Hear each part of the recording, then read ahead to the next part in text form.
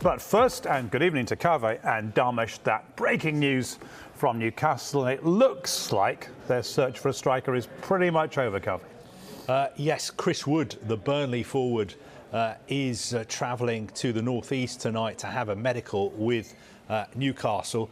We were telling you yesterday about the fact that Newcastle wanted to sign him, but crucially Burnley did not want to sell Chris Wood because they did not want to sell one of their forwards to a relegation rival. It's the last thing they wanted to do. And we mentioned the fact that one way the deal could happen is if there was a release clause in the contract. And this evening what we're hearing is that Newcastle have met his release clause, and that is thought to be in the region of about £20 million. So doesn't make sense for Burnley to be selling Chris Wood to Newcastle, but I think at the end of the day there's nothing they could do about it because there was this release clause in Chris Wood's contract. And the reason, of course, Newcastle are so desperate to sign a striker is because Callum Wilson is out injured, Dwight Gale is sidelined as well, and they've got this crucial game against Watford at the weekend, so they really wanted to bring a forward in before that game, and it looks like they're about to sign Chris Wood. And you've got, as we said last night, men like Alan Saint-Maximin and now Kieran Trippier to deliver fantastic crosses, and up to now they've had no one to stick him away.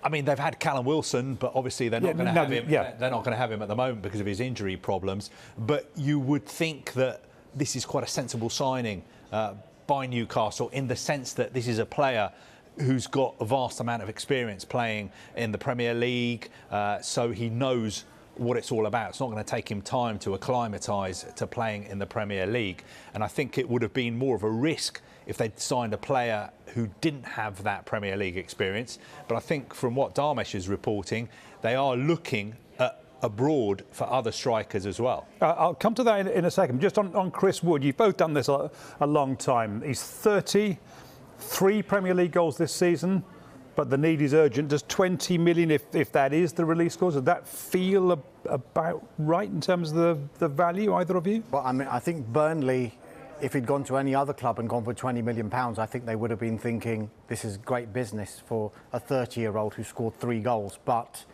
it's not any club.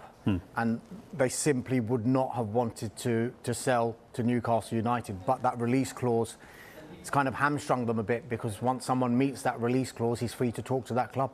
I'll come back to where that leaves Burnley in a second, but Kaveh flagged it. Might not be the end of Newcastle's striker acquisitions. No, remember we said yesterday that we think they're after 2 strikers, one experienced one and one up-and-coming one, is what we've been led to believe. The experienced one will come in the form of Chris Wood, and they wanted a striker in by the Watford game. Looks like it is going to be Chris Wood before the Watford game. But the one for the future is the Reims striker, Hugo Ekitike. Now, talks are continuing with this deal, but there still remains a gap in the valuation between what Newcastle want to spend and what Reims value Ekitike at. And we think they would want in the region of £30 million for the France under-20 striker. It's not out of the question that this deal can still happen.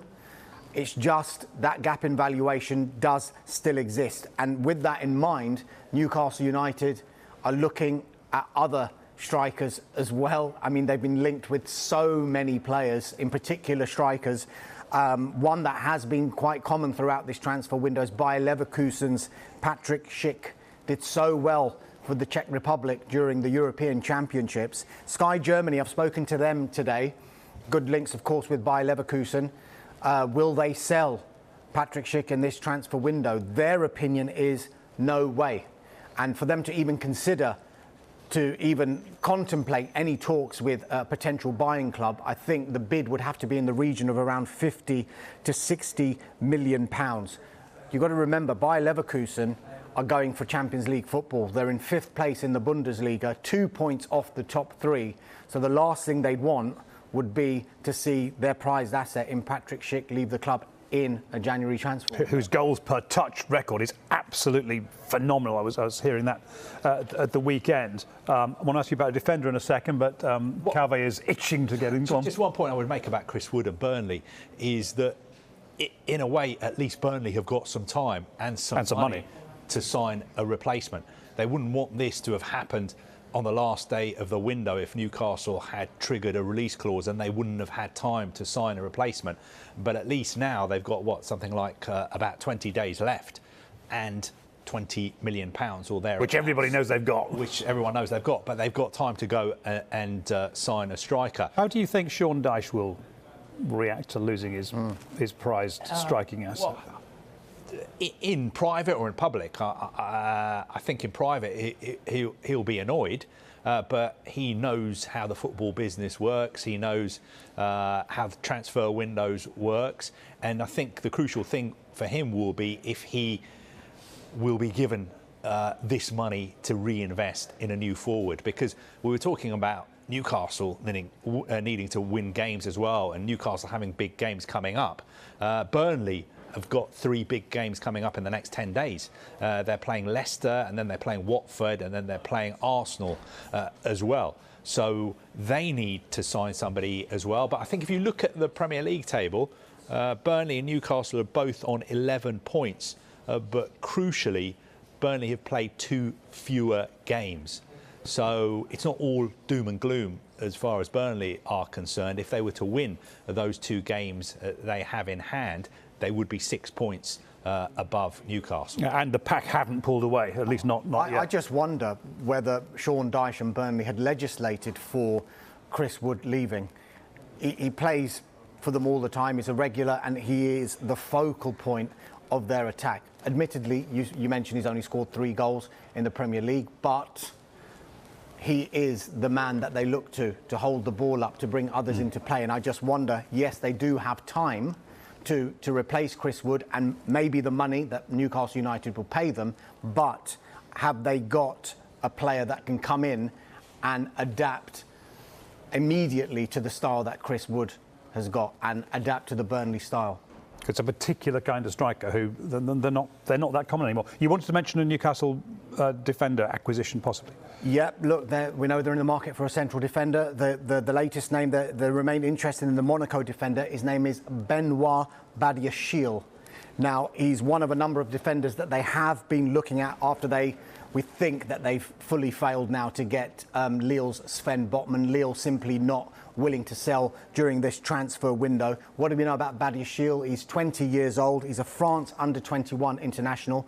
He's contracted to Monaco until 2024. So I think Monaco, not under too much pressure to do a deal, and maybe with 2.5 years left on his contract, and who they're dealing with in Newcastle United, they may just dig their heels in to think, hold on, we're going to try and charge as much as we can because we know that you have got money.